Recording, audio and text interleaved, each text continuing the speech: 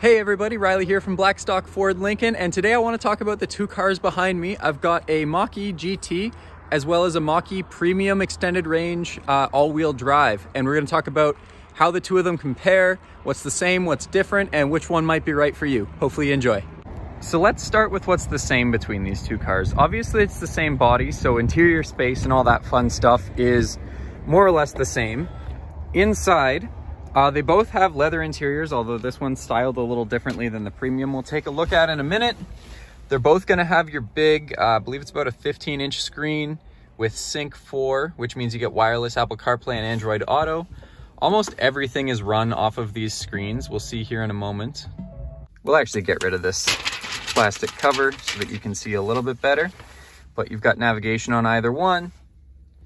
All of your temperature controls, seat, steering wheel, all that fun stuff's run off of here. Both gonna have wireless charging. All of your information on this nice display up here. Both cars have this incredible glass roof as well, which is a really nice feature that you don't get on the Select. And in the case of these two cars, they're both going to have 91 kilowatt hour batteries and all-wheel drive through the dual motor system. As we come over to the Premium here, we can start to see how things differ. This one's got the Night Pony package, so it's got black wheels that are 19s. The GT is going to come with 20-inch wheels to fit these giant Brembo brakes on.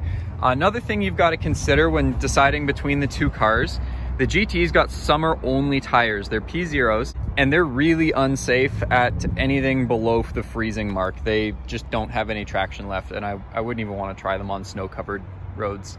Although up here in Canada, realistically, either way, you're going to be buying winter tires for either of these cars, but in theory, you could run these as all seasons if you wanted to. Now, the next really big difference between these two cars is horsepower and performance. The Premium behind me here has 346 horsepower and can go 0 to 60 in 4.8 seconds, which is certainly no slouch. But the GT's got 480 horsepower and can go 0 to 60 in 3.6, so it's definitely got the edge there. The GT also has something called MagneRide, which is an adaptive suspension, which will help with handling. It is more sport tuned, so your ride quality is going to be a little bit stiffer than the Premium over here, which just has conventional shocks. But both of these cars are going to be a great daily driver for somebody. So now that we know the major differences between these two cars, we got to talk numbers. The GT has slightly less range at about 420 kilometers. Again, keep in mind, these are numbers on like a fairly regular day, not super cold or hot, so your heat or air conditioning is not working too hard. Whereas the Premium's going to get about another 10 or 15 kilometers on the same charge. Now the GT is a 2022. It is going to be a little bit more at just over 92,000 Canadian dollars, whereas the Premium is going to be a little bit over 84, although it's a 2023, so a whole model year newer.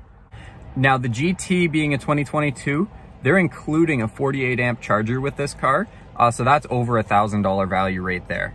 So now that we've looked at the similarities and differences between these two cars, who is each one of these for? In my opinion, this one here, the Premium, is really for someone who just wants a really comfortable ride with a fair bit of space and good range, but isn't concerned about absolute performance, although this thing still is definitely a blast to drive. Whereas the GT is for someone who's a little bit more performance oriented and wants something that handles a little bit more crisply, brakes a little bit harder, and is willing to sacrifice a little bit of range and pay a little bit more money for those benefits. Let me know what you guys think in the comments, who each car is for, and if you want to see more of these, I am going to be starting to do some more, kind of product overviews and comparisons, that sort of thing on this channel. So yeah, like, subscribe, share, and I'll catch you in the next one.